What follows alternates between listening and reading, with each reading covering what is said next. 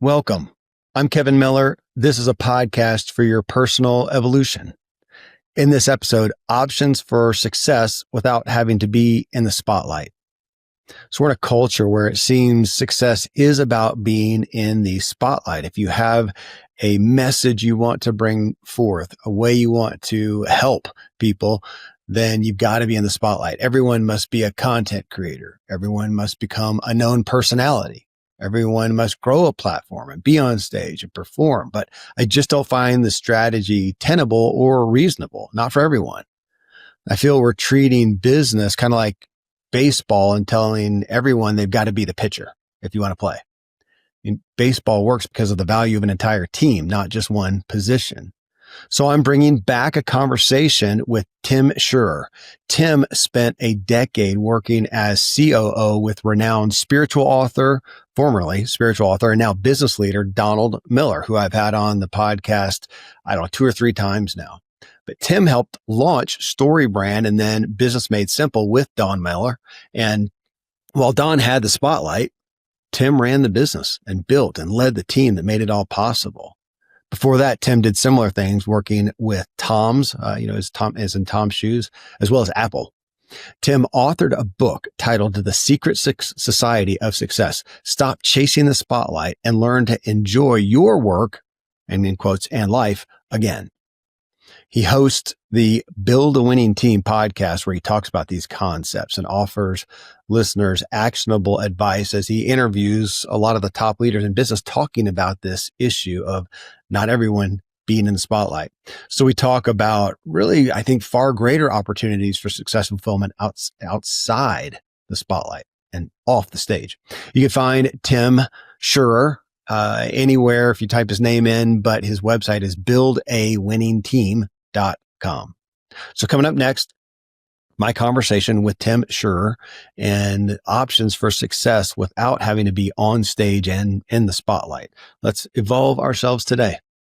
Hey, Tim, I got to say that a big reason you're on this show is about what we're going to talk about is, Donald Miller and other people's testimony of just the type of person you are, how you invest in other people. And when I saw that you had a book and there was, it talked about coming on the show. Are you kidding me? You have been so helpful and kind to me over the years. It's amazing. We've never done this face to face. So I'm honored.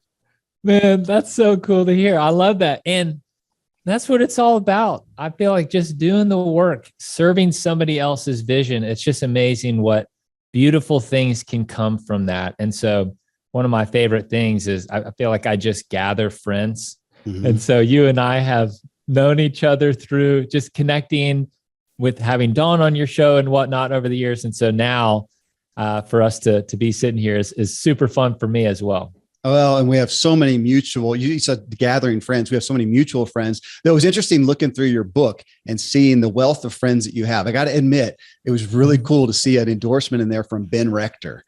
So I'm a fan. I know Donald Miller's a fan, but I thought, so I'm in the middle of writing my book right now. And I thought, I don't want just literary authors and speakers in there. I want some really cool people like Ben Rector. So you give me something to shoot for. Oh man, he's a good buddy of mine. I was just texting with him earlier today. I feel like we're talking about golf all the time. So he loves golf. And so he and I are on a group thread with a couple other buddies. And it's just the little emoji that you can retitle your group chat. Yeah. It's just a golfer. That's it. A golfer. That's so great. His song that first got me into his framework was, you can't, I don't know if that's the title, but you can't make old friends. I'm sure you know that. Oh yeah. So powerful. We talked about it with some friends and family not long ago. And speaking of that, one of the favorite endorsements that I saw that, again, I would covet this for my own book, from John Acuff, who's a mutual friend of ours. And he said, there are books I endorse and books I endorse that I then ask my kids to read. That's powerful. Tim, that's one to be proud of, man. That whole experience, asking people to read the book and send an endorsement, and then to see the things that people end up sending back, was a really humbling and just honoring experience.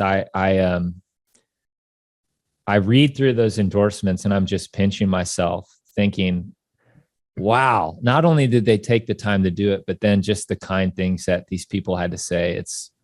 It's remarkable. I'm just so grateful for having all of those words printed. It's mind-boggling. And it says a lot about you. All right, here's the first thing that I thought.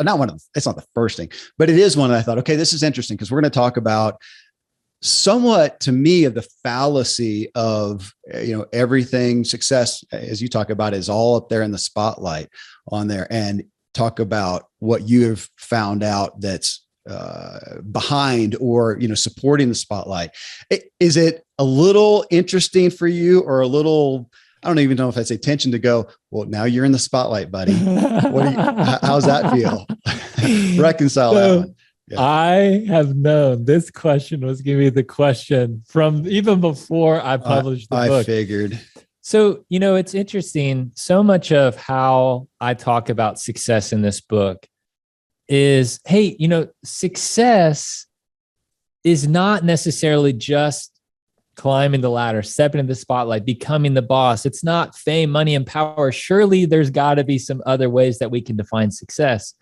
And so this group of people that I call the secret society of success is who I've really learned from when it comes to redefining that word. Right. And if there is a common denominator for people in the secret society, it's this idea of helping others win, serving others. Like that's at the foundation.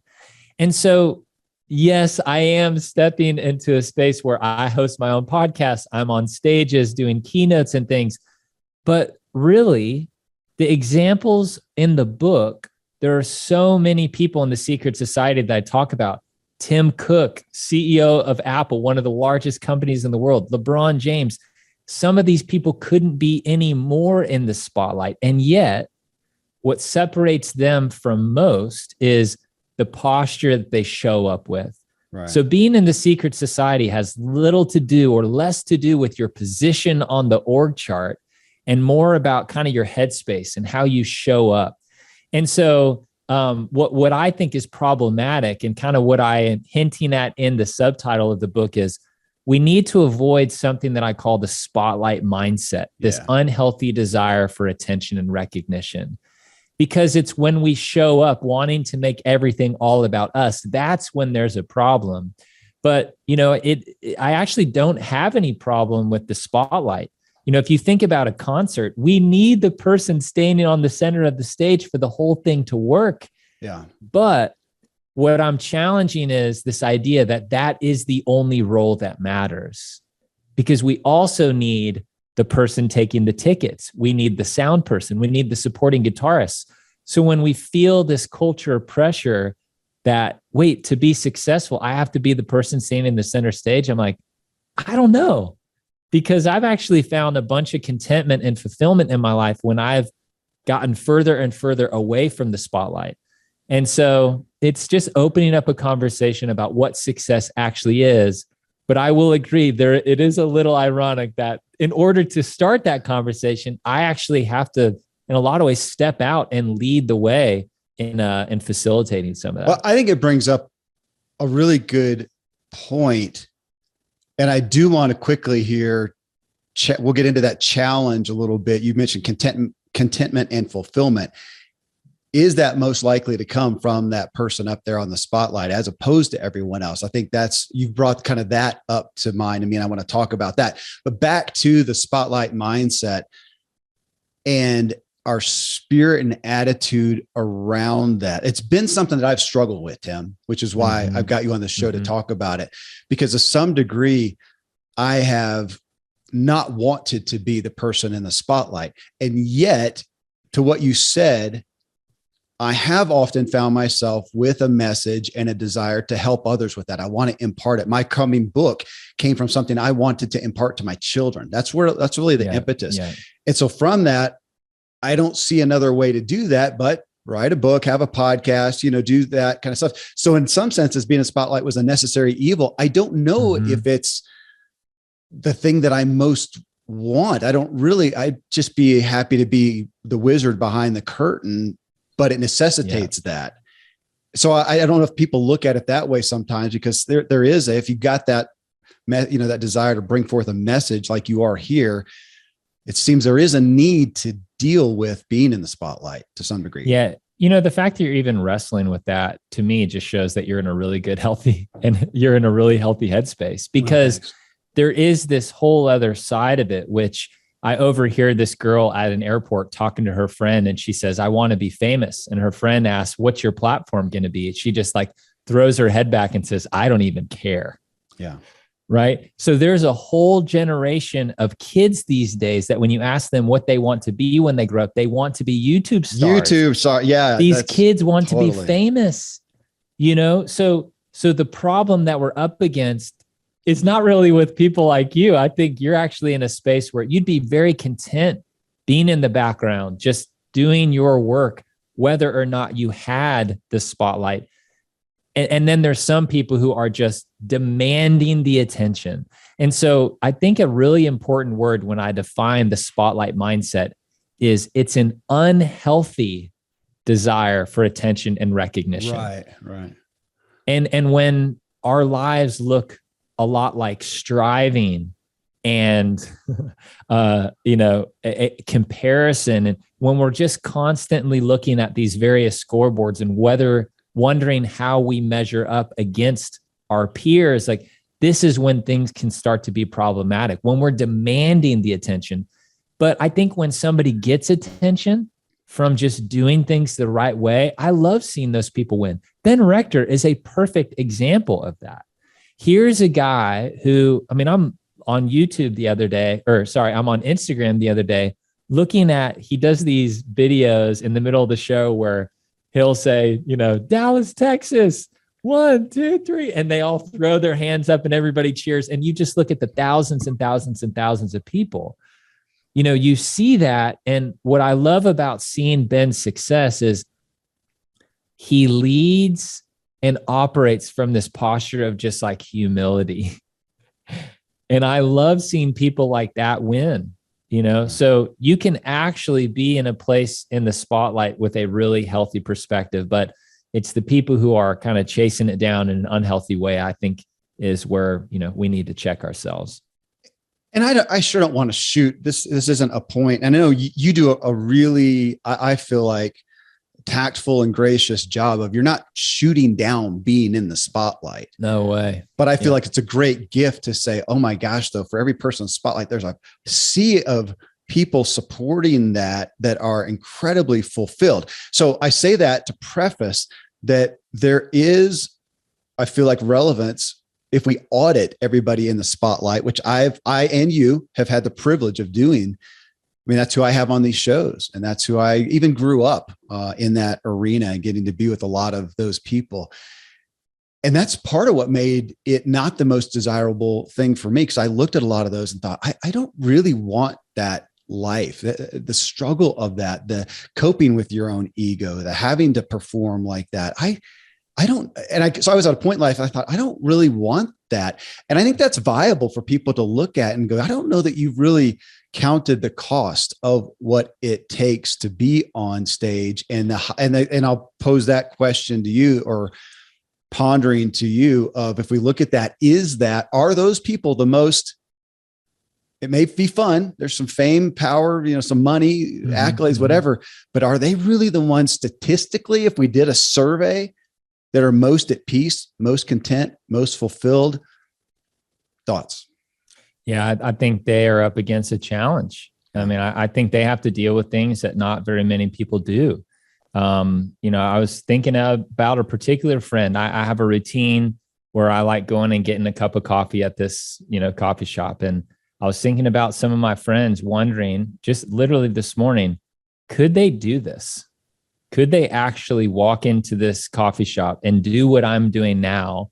Or would they kind of be hesitant because they might get stopped by several people and almost drilled and grilled and asked for pictures? So there is a level of that that's a little tricky. But what I've learned about success is it's some of these people who are in the spotlight have remarkable opportunity to cast a shadow and to show people a different way to live. So leadership comes with great responsibility.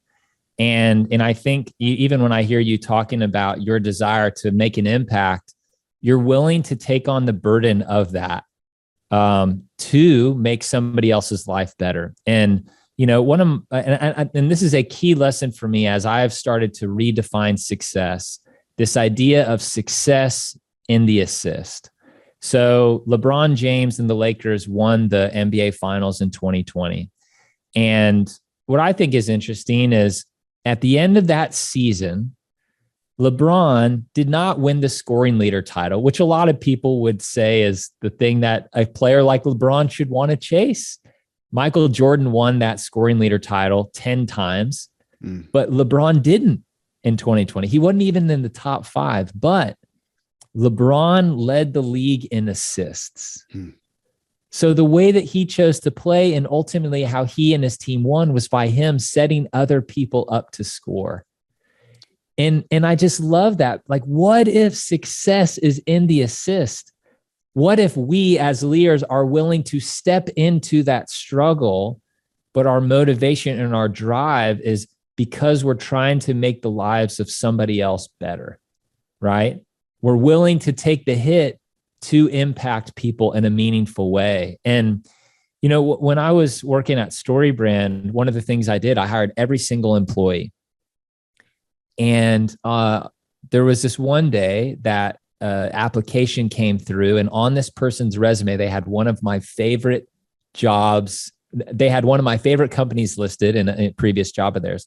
And I couldn't wait to ask them what it was like to work at this giant company. And so in the first interview, I'm like, tell me everything. And in talking about their culture, they said, here's the thing. It's a really competitive environment, but nobody there has your back. And I was just so sad hearing that, because in this world that defines success through the lens of getting to the top of the corporate ladder, doing whatever it takes for you to win, I'm learning from LeBron, actually, what if we set other people up to win? Yeah. Because when this person's talking about that culture, nobody there has your back. They said everyone's so interested in their climb, their journey, that they would never do anything that looked like helping somebody else unless it was to serve their own agenda. And I just don't think that's what winning and success looks like.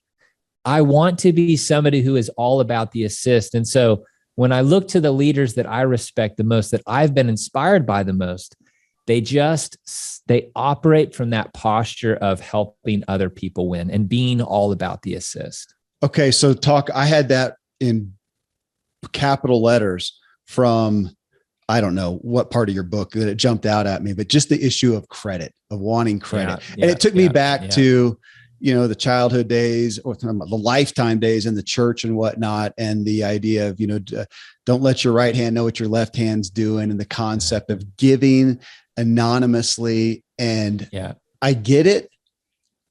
There's nothing in my nature necessarily that wants to do that. I don't know that I've ever done something that I would not be, I'd be okay with credit. I don't mind credit. And I really know that I like it. I mean, I want to be, even in that, and there's unhealth in that, even amongst my family. I want appreciation. I want affirmation. I want those things that we would say, those should, come from the Lord, come from, people aren't of that faith, that just come from your own self-confidence. But oh my gosh, we're in a culture that wants credit. And again, what you got me considering, and I'm sure you have considered this a lot, I know you have, is that we're in a credit society in regards to social media. And we got kids wigging out if they make a post and they don't get a bunch of likes, and they don't get this affirmation that everything we're doing, we've never been at a higher place of hoping anything and everything we do, we document it and we get credit for it. And I've gotten caught up in that. I mean, at our level, it makes you money. Yeah. If you have a thought and put it out on social media and get enough hits, you make money. If I do something, if I share X, Y, Z, and we joke a lot about things we could do here on the podcast just to get more downloads that we would not do, but you want credit. And so here we are saying not to take credit. Do you agree? Do you see that we may be at a place where it's harder to conceive of that than ever, or we're being drawn away from or drawn towards the need for credit more than ever? Yeah. There's this plaque that sat on Ronald Reagan's desk when he was president. And it says, there is no limit to what a man can do or where he can go if he doesn't mind who gets the credit. Oh, wow. And I bought a replica of the plaque. It sits on my bookshelf right here. I see because I need that reminder every day. Wow. Wow. Because I think for us to want recognition or want credit is just being human. Like, we want to know that we matter. So there is just a very natural human thing in us that just wants people to know that we are valued and appreciated and seen. But when it starts to get unhealthy is when we start to demand it. When we do it for the sake of getting the recognition or for the sake of getting the credit. And so, one of my favorite memories was one of my favorite memories working with Don and Storybrand, which I did for almost a decade. It's crazy. A decade flies by. Mm-hmm. So Don released a book called Scary Close in 2015. And about 10 days after a book comes out is when you find out if it makes bestseller lists. So Don gets a phone call while he's at the office, and it's from the publisher. We knew this was the call where, he'd find out. So he hangs up the phone, lifts his hands in the air. He says, we hit number 5 on the New York Times, which is the highest any of his books had ever been on that list. So we high five, we hug, and then something really beautiful happens. We all went back to work. And some people would hear me say something like that and be like, that seems like pretty simple and short celebration. Like, y'all are dysfunctional. You don't know how to celebrate your wins. And it's one of my favorite memories, though, because I just look at it as a group of people. We built a culture where we were content doing the work and didn't mind if we got the accolade for doing the work or not. Yeah. And so there's this, I agree with you. We are in this age that everything that we do, we are up against this tension of doing it for the love of doing the thing versus creating it to get the, dopamine hits from somebody reacting to it online. Right. And, so there's this desire that I had in writing this book that I was going to walk everyone through a 3-step process to overcome the spotlight mindset so they no longer suffer from it or experience it anymore. And I couldn't do it because to try to put it into 3 steps is just not true to life. Yeah. The reality is this is not a problem to solve. It's a tension to manage. And I have a friend who wrote this book called The Power of Healthy Tension. And he's the one that I learned that idea of you don't solve problems. It's like some of the stuff that we deal with in life, they're tensions to manage. So we have to learn to live in the tension between really wanting to be noticed and wanting the recognition, and on the other side, doing the work for the love of the work and not needing the credit or the recognition or the attention at all. And the reality is we just live in the center, probably, where we're up against this decision where we either step in the direction of unhealth or we step towards living in the way of the secret society. So I agree, this is a problem, but it is a tension that we have to learn to manage. I love that quote, Tim. You just took me in 100 different directions, or maybe just one as an umbrella issue that I see in our culture right now. You said a problem to solve instead of a tension to manage, that we're in a, black and white, right or wrong, I'm right, you're wrong culture, instead of as my buddy would say, the bother. And you say the tension, and I still don't like the gray, but that's relevant. Our brains as well. Want the solution. It wants the black and white, and we're just not going to get it. It's like, so every day I fill out a gratitude journal. Yep. And I'll just tell you, as we're on this topic, this is very fresh. Okay. So I have some moles that are annihilating my yard right now, and it is so frustrating. Okay. Yeah.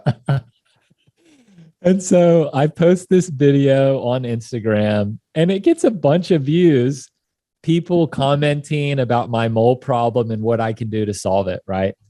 So then I create another video. I'm just building on this narrative, right? And it's fun, but it also is getting a lot of views and plays. And, as I think about my day yesterday, I just didn't like when I got to the end of the day, I felt like I was thinking more about the content that I was going to create to post online than I was being present with my family after work yesterday. Yeah. And so one of the things I fill out, it's called the 5-minute journal, and you write down 3 things you're grateful for, but then, it also asks, what are 3 things, what would make today great? And you write 3 things. And on this list, I wrote family over Instagram because this is a tension that I am learning to manage. Because yes, there is this, I'm trying to build a business and all of that. And this is content that for some reason people think is interesting around moles. But I also, when I ask myself, like, what do you value most? Because yesterday I seemed to value Instagram over my family. And so I'm going to try to not beat myself up about it. I'm going to try to give myself grace, try to lean into continuous improvement. What can I learn and how can I use what I'm learning to get a little bit better today? And today I'm going to try to prioritize my family over Instagram because I just didn't do that great yesterday. Tim, a couple of days ago, I confessed, it was to my membership group. And one of them said something along the lines of what you're talking about. And I confessed of realizing days ago that I was sitting there in front of the computer with all my book stuff up.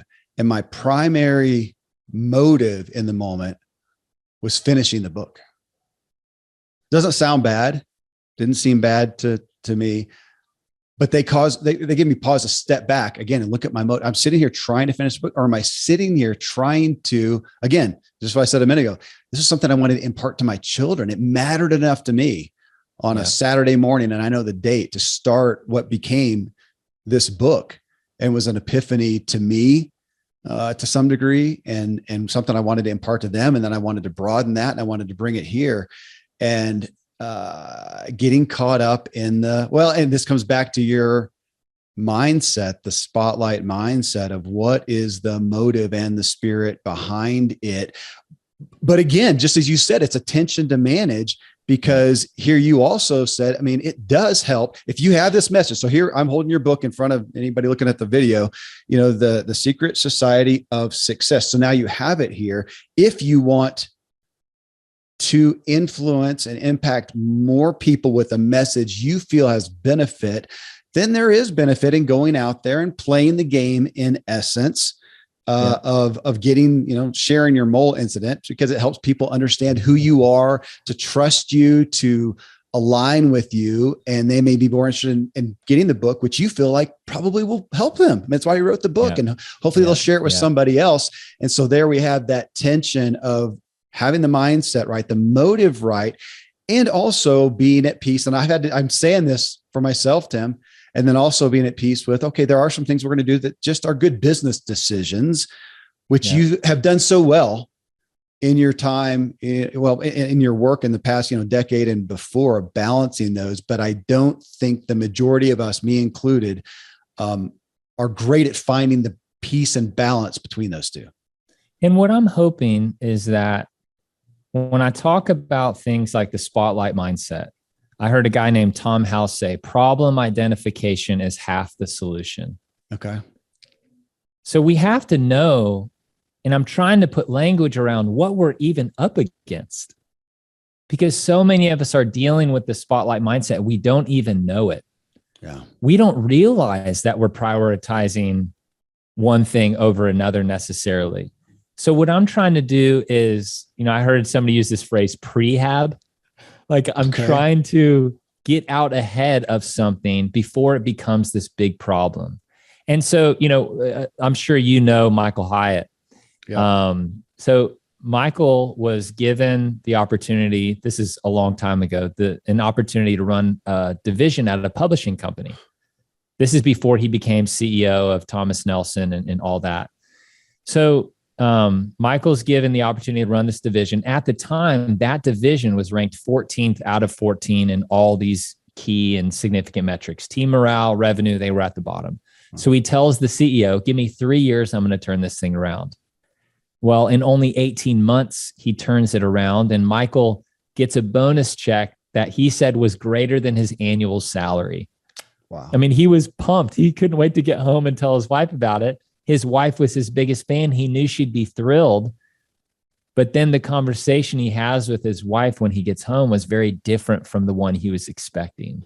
And it starts with her saying, we need to talk, which is not a great start. Mm-hmm.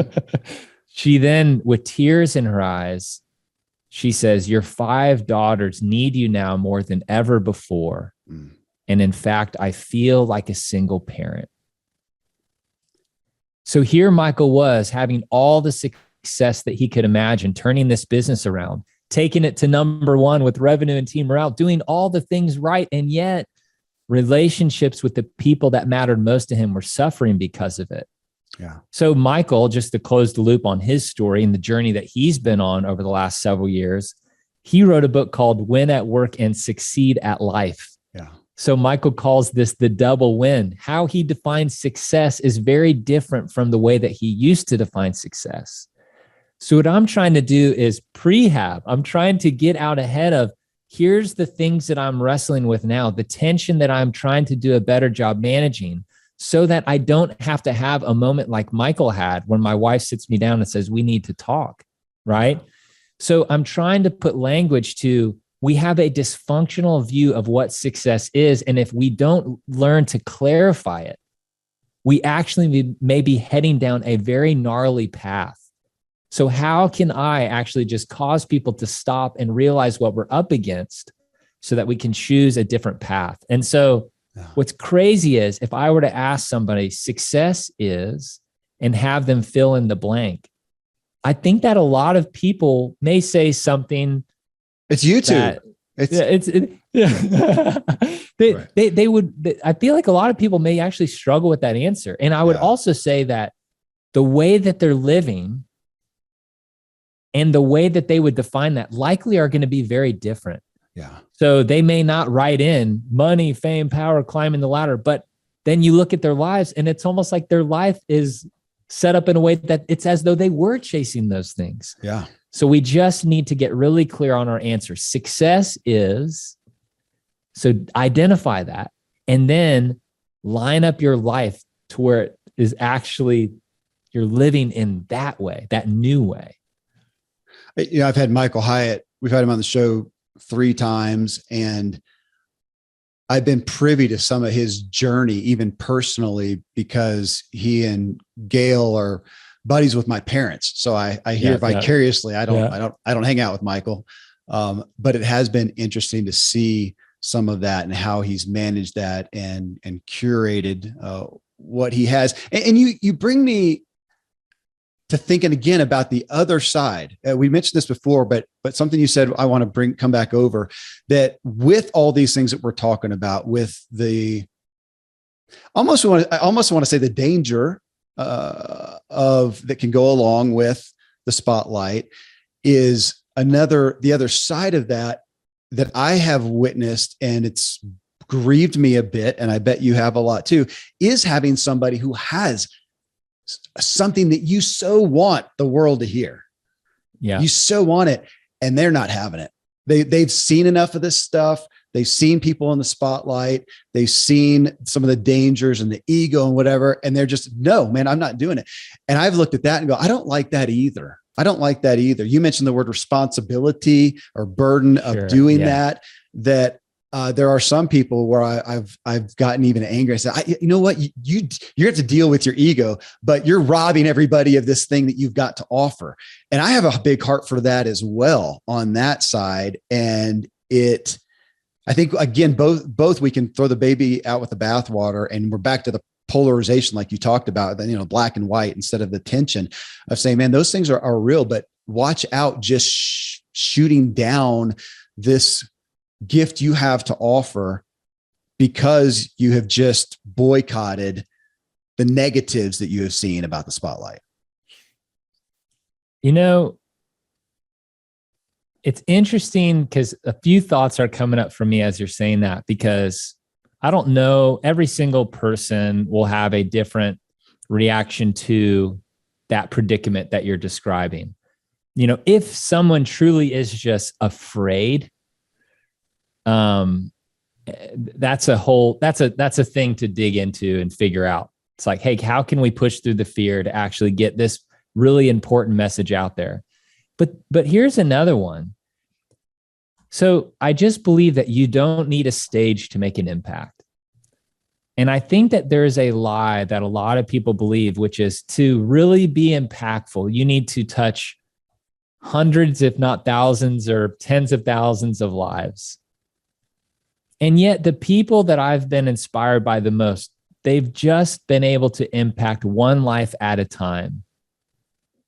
And that has been what has brought about the meaning and the impact that they ultimately are wanting. So here's an example. Becca Stevens is someone who lives in Nashville. And in 1997, she opened a home for 5 women to get off the streets from lives of prostitution, drug addiction, sex trafficking. She wanted to help 5 women off the streets. And Thistle Farms is what the company ended up being called. She found that these women were doing really well in their recovery, but when it came to living wages, I mean, it's really hard for someone with a criminal record to get a job. So they started creating soaps and lotions, and that was the company that they created to help fund the recovery. Is that there in Nashville? So, is this? Yeah, it is. I know the name. I bet it's through my parents. Keep going. And so Thistle Farms now, 25 years later, has grown into this massive social enterprise where they have hundreds of free beds now all over the country, helping women recover from some of their past traumas and experiences and to actually get into a better headspace and, you know, just wholeness. Some of these women are gaining custody back of their kids, you know, and when you're living on the streets, sometimes that's really fragmented and broken. And so, you know, one of these women who has been through Thistle Farms and has graduated from this program, you know, I asked her, you know, where would you be without Becca Stevens' influence in your life? And she didn't hesitate. She said, I'd be dead. Without Becca, I'd be dead. And so there's so many people that look at impact as, okay, if I really want to do this right, I need to go out there and make this big splash. But what I've learned from Becca and even people like Blake Mycoskie, one life at a time. Like, what if that was our motivation?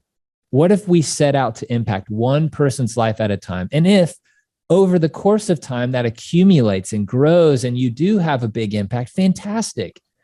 But Blake Mycoskie didn't sell 95 million pairs of shoes and start a, you know, 1-for-1 model and totally disrupt the business landscape by trying to do that. He didn't get there by trying to get there, but he just tried to get shoes for a single village in Argentina. And that has now grown to what it is. So I guess all of that to say, this person that maybe is struggling with, you have something deep inside you that you want to get out there. And sure, there may be some fear of, you know, the spotlight, or maybe it's some other fear that would keep you from doing it. It's really important to just define, like, what is success for you? Because some people might not want the spotlight just because they don't want the spotlight. They're like, that's not me. That's not for me. It's not going to be for me. And I'm like, that's fine. Don't do it. But for somebody like me, even though I didn't really want it, I just felt so compelled to just step into it, just because I was so passionate about this idea of helping people redefine success, that this is the path I chose. But I do think that everyone can kind of choose their own path. And maybe if you want to have a smaller thing and, you know, just impact one person's life at a time, I also want to be cool with somebody who wants that, you know? What? Okay. So let's play with that concept to impact one person. Yeah. That alongside that, parallel maybe, we think about this a lot with coaches and consultants. So if you're out there doing your job and you're working with a company doing XYZ and you're ultimately selling a product or service, the focus is there. The minute you become a coach or consultant, you now flip the switch. You now are selling yourself. And as you know, a lot of people don't realize that. They think that they were going to become a coach or consultant and come over here, a trainer, whatever you want to call it, and they're going to sell their service, but they're not anymore. Now they're selling themselves. The spotlight is on them, and they don't realize that, which is why a lot of people who could help others don't get enough others in front of them because they don't know how to do that. So similarly, when we're talking about the spotlight, and we'll play with the YouTube exaggeration. So we're taking a kid going, so you want to go out there and sell yourself to 1 million people that will listen to you and subscribe and whatever, as opposed to working with whatever organization where you often sell yourself to one person and like your boss or your employer or the owner or whatnot, and go make that one sale. And you now have a salary, you have a job. And I'm saying this, I'm a huge proponent fan of being an entrepreneur and I love it. Yeah. But I'm very well aware of that. When you do that, and in this concept, when you're going to be in the spotlight, you're saying, I'm going to go sell myself to everybody, as opposed to over here and go, because a lot of people don't like the term sales. They don't like the thought. You got to sell yourself somewhere. Somebody's going to pay you.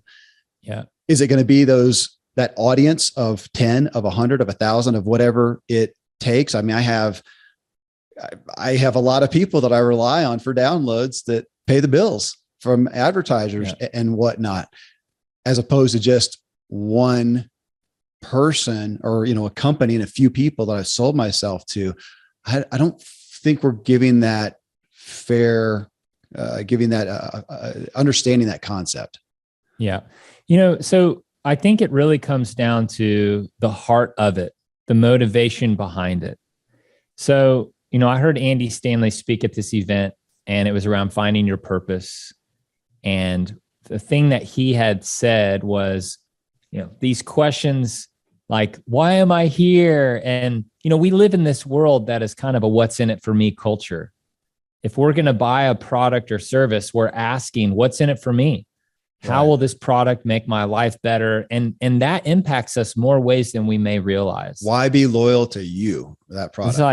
So Andy says, if we actually want to find our purpose, we need to ask very different questions. Okay. Here's the question we need to ask. He says, it's who am I here for? Mm-hmm. And what I love about that question is it allows us to show up, bring our skills, our abilities, everything that we have, bring it to the table. But the posture is bringing all of that in service of somebody else. And, as you're talking about this idea of, building a brand around you and, all that, one thing we used to talk about at Storybrand is your company is not the hero. Your customer is the hero. Your brand, your company is the guide. You are Yoda. Your customer is Luke Skywalker. The problem for so many people as they're setting out to become a coach or launch their own business, they just keep making it about them. Yeah. It is all about them, and it is all about them, getting the paycheck, having those X number of clients that are paying them X number of dollars a month. And when we start to obsess around how many deals we've closed versus how am I adding value and solving the problem for somebody else, I think that's where things can get a little bit off balance. Yeah.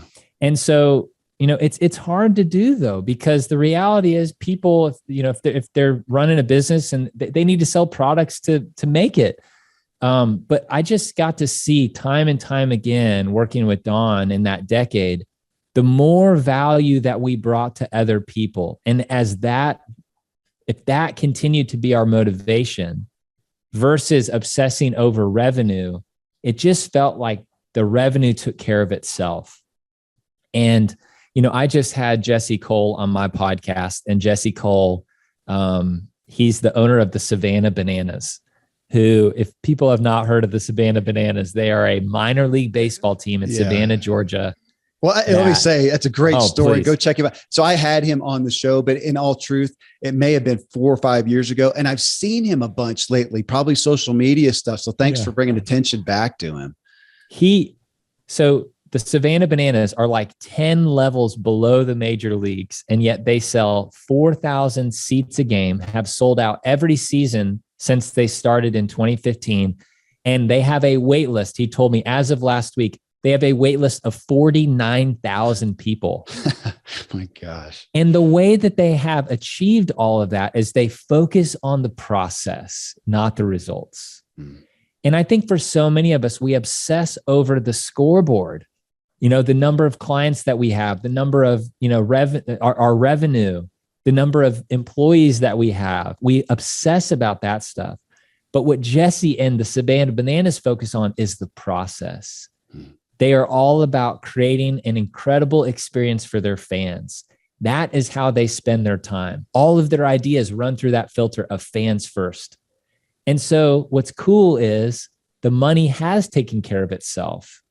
But I think that is a challenging thing to do, especially if you're strapped for cash, right? Like that is hard. But, I heard somebody say your core values are only your core values if they cost you something. Yeah. So if your core value is to provide an incredible experience for your customers, there's probably going to be moments when that's challenged. Are you going to lean into that and go all in on that, experience? Or are you going to start nickel and diming because you're more interested in the bottom line? Yeah. So I just think to kind of come all the way back around, I really do feel like it just comes from our motivation and the heart behind why we're doing things. And I just want to be somebody who's more interested, somebody who defines success as the process, not the result, even though it's another tension to manage. Another tension to manage. Well, a primary part of your message, and we haven't even talked on it, is team. Building a winning team. I mean, that's what, Donald Miller, I think in the book somewhere, said Tim made people feel appreciated and valued and recognized for what they contribute. So obviously we've talked a lot about the value of other people saying, okay, I mean, maybe the spotlight's not the place to be. Well, let's look at the opportunities in the team. But what about that team? Because we often have people who have been a part of teams that were not life-giving. They did not feel appreciated and valued and recognized. Yeah. And we have people who are, we have a lot in this audience listening who are business owners, and they hear that and they're not doing a good job at it. Yeah. But they're not good at it either. And I'm interested in that with you because Tim, I'm not a great team player or builder. It's not a great skill set of mine. And I've spent time struggling with that, and I need to get better with that. And I don't want to cop out on that, but kind of like personality styles. I have some other great skills. Building a team is not great. I mean, I've got a huge family, and you got me thinking about that. Am I a great team builder? I don't think that I am. I mean, we have a great time and great relationships, but as far as a team that's all together on one, focus, that's not a skill set I have there. And I don't in my business either. And what I've been veering more towards is saying, I need to engage with people like you to help me build a team, or it can help make a team flourish. And I almost wanted to take, especially for business owners in mind, to say, look, you need this to flourish, but it may not be your skill set. And maybe that's not an area you need to grow in. You need to get somebody involved who does it. Maybe that's what you and Donald did. I don't know if that's his skill. It seems like you did that for him, but maybe speak to that a little bit on the team side. Yeah, I think for a team, we're to staff our own liabilities. The reality is we are all not perfect. We have our strengths, you got to say that also again. Have our liabilities. You can't just go past that. Say that statement again. Say it. Yeah. We have to staff our liabilities. So a team is at its best when everyone is playing their part, doing what they do best, operating out of their strengths and using their superpower. And then maybe in some of the other areas where they're not so strong, you hire somebody to own that.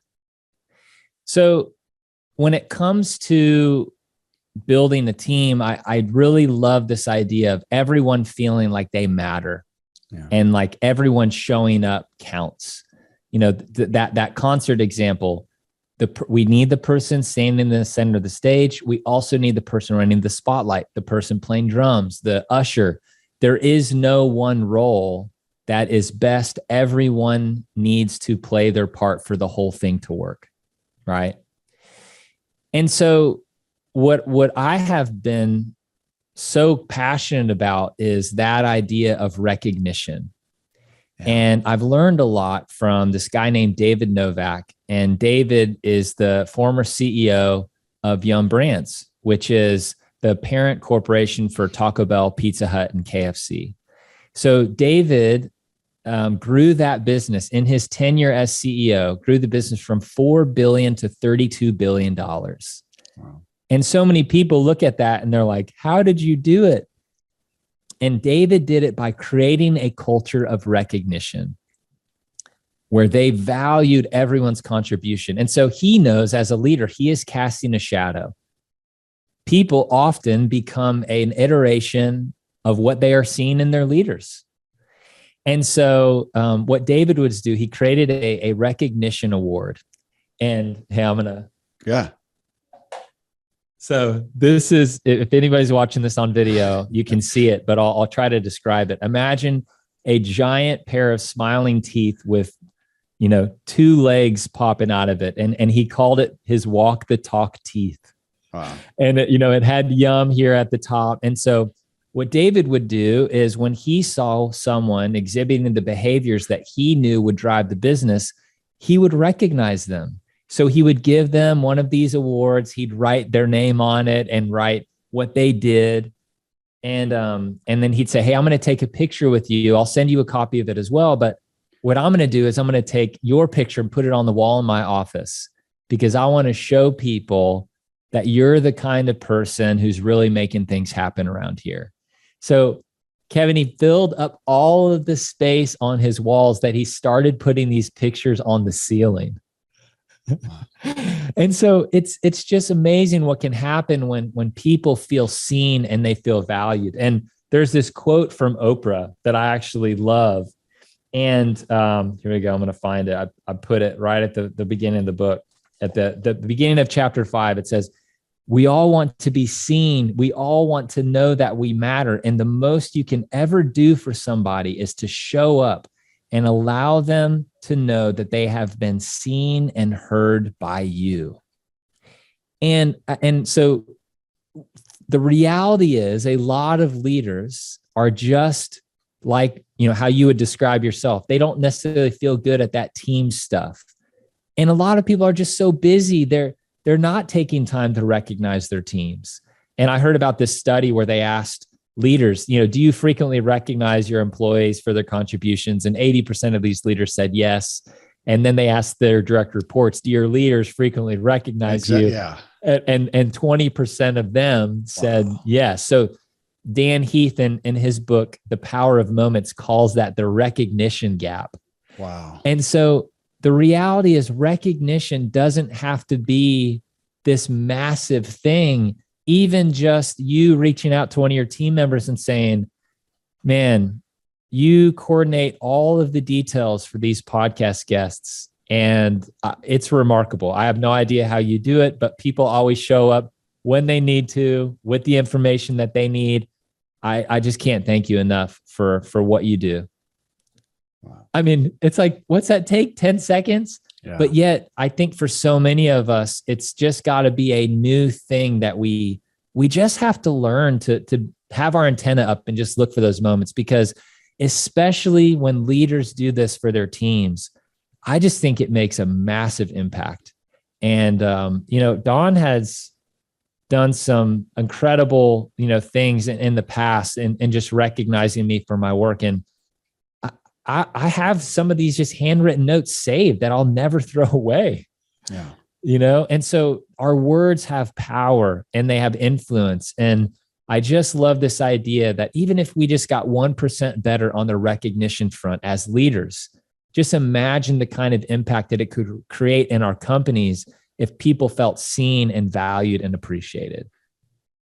It goes into those stats that we read about employees and thinking that what do they most want? A raise. They want more money. They want more X. And we hear, no, they really want more appreciation. We've heard that for so long, but obviously the stats show that we're not listening at all.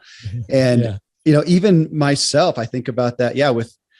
With kids recognition, that is not my first go-to. I'm not a natural encourager. It doesn't come, I have to really make effort. So again, as a business owner, well, I would tell any business owner right now, get shameless plug, go get the Secret Society of Success and talk and engage with Tim Schurre. Go listen to the podcast and learn how to put these things in place, even if you're like me and it's not your nature. So, and I would say, question, are you going to become a perfect in that? Or can you also, as you said, can you, staff your liabilities? Staff your liabilities. Thank you. Get a Tim Schurre, get somebody in there who can help you do that. Now, also, go ahead. Here's another thing too, just real simple. If people really do want to get better at this, pull out your iPhone right now and say, Siri, remind me to recognize somebody every Friday at 3 p.m.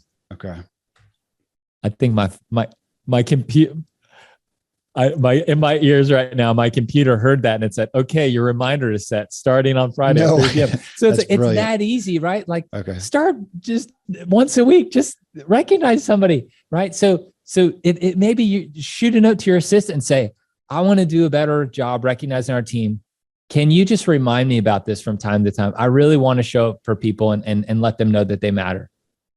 Just say, hey, I want a little bit of help. So I do think that we can also use technology in little simple ways to just bring this to our attention. We're capable, but it's just not top of mind. And if it matters enough to us, either staff the liability and or, set some reminders and put things in our past so we don't forget. Tim, it also feels like it changes the conversation or the perspective and paradigm of, so let's leave the business owners and just go to those who are going to be employees or going to be part of a team. I mean, when was the last time that instead of going to a job, applying for that job, who knows how many people you've hired, Tim? So the people come there, they apply for the job, they appeal to you, they sell themselves, they attempt to sell themselves to you. They are concerned about how much they're going to make, what their title is their benefits, whatever. But do they think about, if they were aware of, okay, the thing that's going to matter to me most in 30, 60, 90, 120 days is how appreciated I feel. How can I audit the company for that? Which I think is why we have entities, platforms like Glassdoor to go see what do the employees actually say. Because my thought is, oh my gosh, if I was going to go meet Kevin Miller and join some company somewhere, that I would request to interview some of the employees and hear from the horse's mouth and say, what is this place like? Am I going to be appreciated? And they say, oh my gosh, Donald and Tim make you feel like royalty. And I say, man, I'm in. Or they hear like, man, you're going to get great benefits at a company Porsche, but you're going to feel like dirt. That's not part of the equation as far as I know. You? Yeah. Well, one thing that I love to do is give people a clear picture of what they're stepping into. So in all these interviews, I'm saying, hey, here's the reality. I'm interviewing you. You are also interviewing me. Because at the end of the day, if this is a win for me and it's not a win for you, we both lose.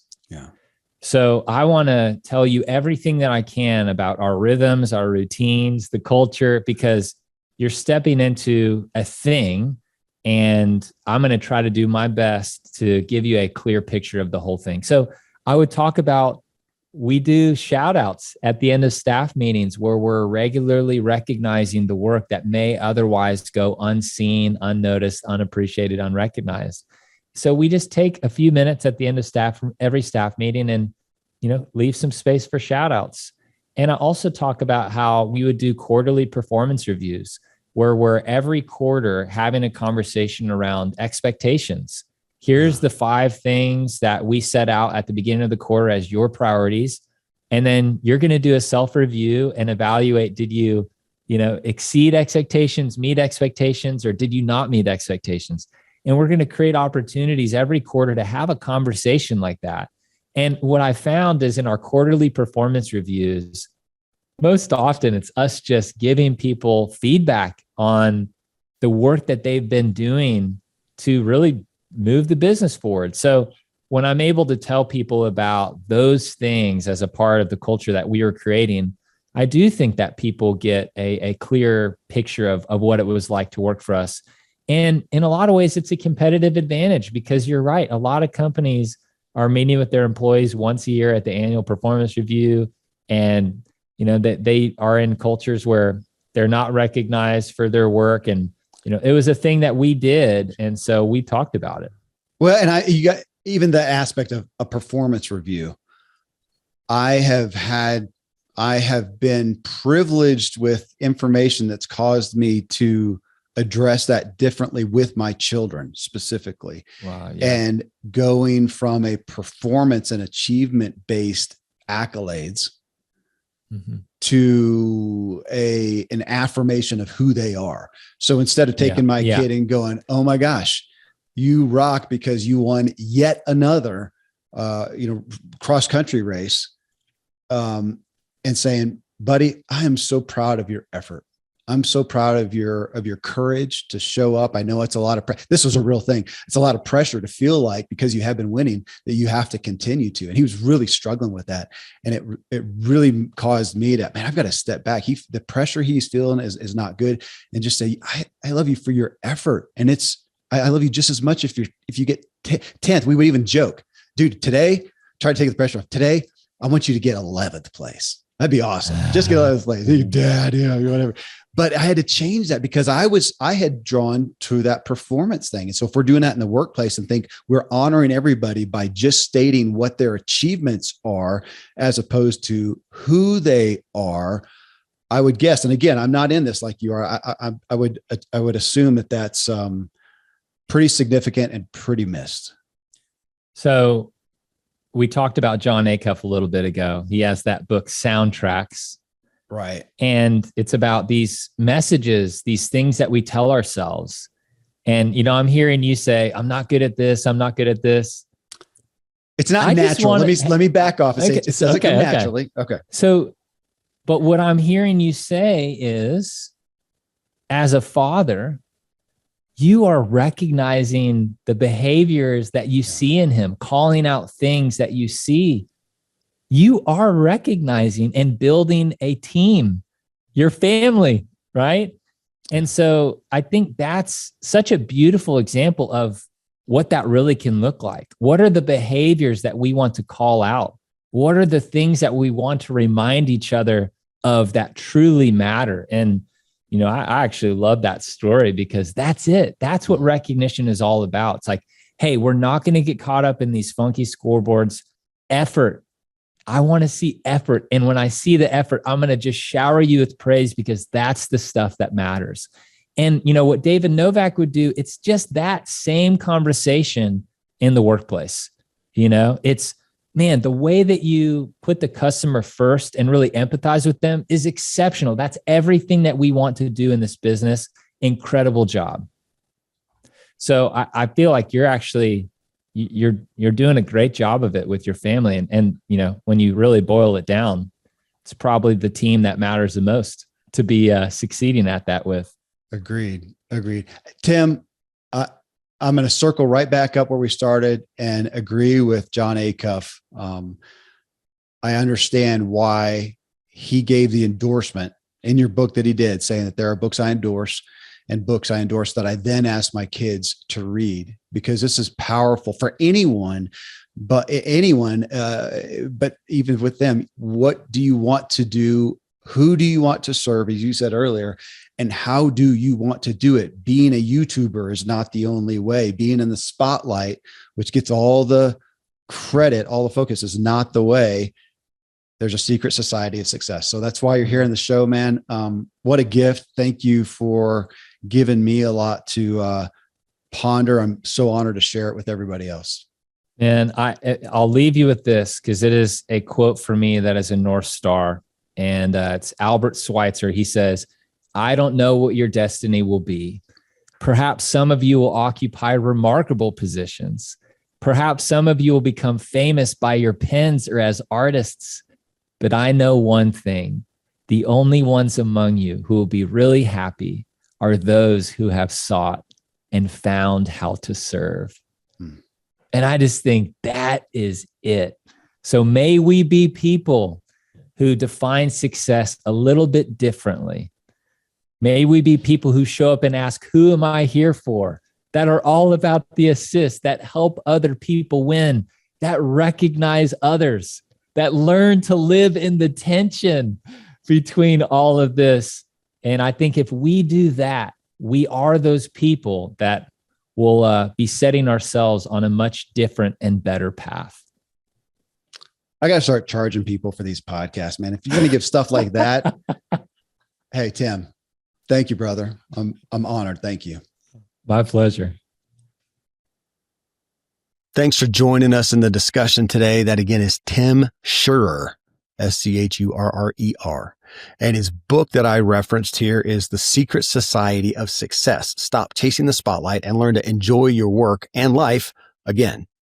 And his website again is buildawinningteam.com. Till next time, here's to the evolving you.